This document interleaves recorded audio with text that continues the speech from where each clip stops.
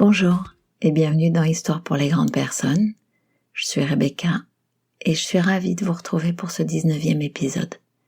Vous pouvez réécouter chaque histoire indépendamment l'une de l'autre, vous le savez, et ne serait-ce que parce qu'à différents moments de nos vies, nous portons un regard différent sur ce que nous sommes en train de traverser ou d'expérimenter.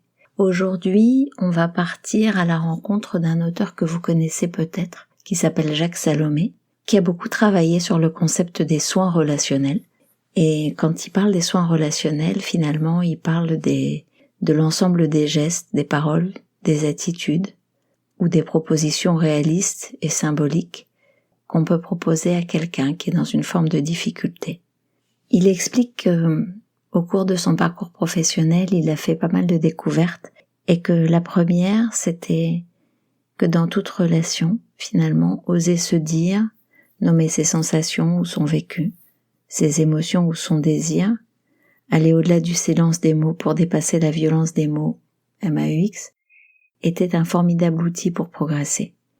Il a également découvert et compris et intégré ce avec quoi je suis tout à fait d'accord, qui est que finalement, les maladies sont des langages symboliques, des langages avec lesquels quelqu'un qui est en difficulté de santé tente de dire ou de ne pas dire ce qui est insupportable, ce qui est indicible.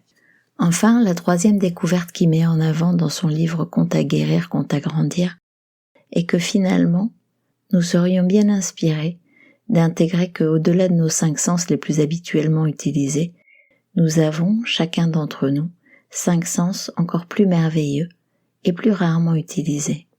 L'émotion, l'imagination, l'intuition symbolique, l'inspiration créatrice et la conscience universelle. Voilà, c'est dans cet esprit-là que j'ai choisi le conte que je vais vous partager aujourd'hui. J'ai envie vraiment de vous inviter à décrocher, à vous poser, à écouter et puis à faire le chemin de vous considérer au milieu de cette histoire et de vous demander ce qu'il pourrait en être de vous. Je vous raconte donc l'histoire du magicien des peurs.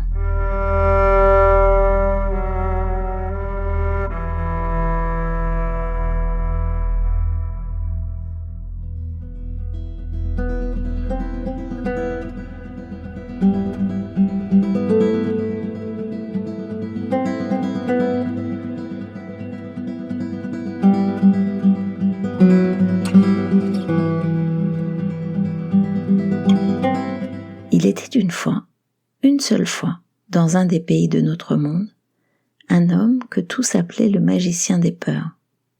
Ce qu'il faut savoir, avant d'en dire plus, c'est que toutes les femmes, tous les hommes et tous les enfants de ce pays étaient habités par des peurs innombrables. Peurs très anciennes, venues du fond de l'humanité, quand les hommes ne connaissaient pas encore le rire, l'abandon, la confiance et l'amour. Peurs plus récentes, issues de l'enfance de chacun, quand l'innocence d'un regard, l'étonnement d'une parole, l'émerveillement d'un geste ou l'épuisement d'un sourire se heurtent à l'incompréhensible de la réalité.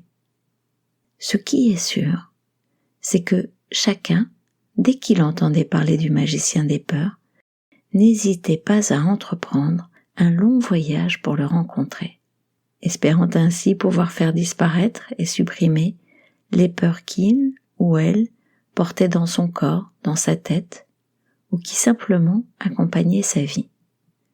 Nul ne savait comment se déroulait la rencontre. Il y avait, chez ceux qui revenaient du voyage, beaucoup de pudeur à partager ce qu'ils avaient vécu. Ce qui est certain, c'est que le voyage du retour était toujours plus long que celui de l'aller. Un jour, un enfant révéla le secret du magicien des peurs. Mais ce qu'il en dit parut si simple, si incroyablement simple, que personne ne le crut. Il est venu vers moi, raconta-t-il, m'a pris les 2 mains dans les siennes et m'a chuchoté. Derrière chaque peur, il y a un désir. Il y a toujours un désir sous chaque peur, aussi petite ou aussi terrifiante soit-elle. Il y a toujours un désir, sache-le. Il avait sa bouche tout près de mon oreille et il sentait le pain d'épices, confirma l'enfant. Il médite aussi, nous passons notre vie à cacher nos désirs. C'est pour cela qu'il y a tant de peur dans le monde. Mon unique travail et mon seul secret, c'est de permettre à chacun d'oser retrouver, d'oser entendre et d'oser respecter le désir qu'il y a en lui sous chacune de ses peurs. L'enfant, en racontant tout cela, sentait bien que personne ne le croyait, et il se mit à douter à nouveau de ses propres désirs. Ce ne fut que bien des années plus tard qu'il retrouva la liberté de les entendre, de les accepter, mais ceci est déjà une autre histoire. Cependant, un jour, un homme décida de mettre le magicien des peurs en difficulté. Oui, il voulait lui faire vivre un échec. Il fit le voyage, vint auprès du magicien des peurs, avec une peur qu'il énonça ainsi. « J'ai peur de mes désirs. » Le magicien des peurs lui demanda. « Peux-tu me dire le désir le plus terrifiant qu'il y a en toi ?»« J'ai le désir de ne jamais mourir, » murmura l'homme. « En effet, c'est un désir terrible et fantastique que tu as là. » Puis, après un long silence, le magicien des peurs suggéra. « Et quelle est la peur qu'il y a en toi derrière ce désir ? Car derrière chaque désir, il y a aussi une peur qui s'abrite, et parfois même plusieurs peurs. » L'homme dit d'un seul trait.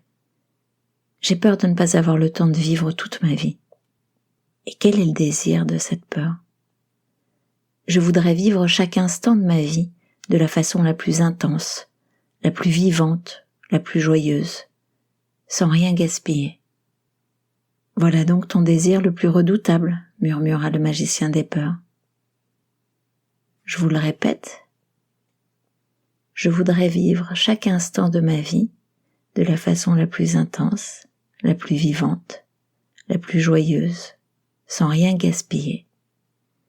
Et le magicien des peurs, de décrypter qu'il s'agit donc du désir le plus redoutable. Écoute-moi bien. Prends soin de ce désir. C'est un désir précieux, unique. Vivre chaque instant de sa vie de la façon la plus intense, la plus vivante, la plus joyeuse, sans rien gaspiller. C'est un très beau désir. Si tu respectes ce désir, si tu lui fais une place réelle en toi, tu ne craindras plus de mourir. Va, tu peux rentrer chez toi.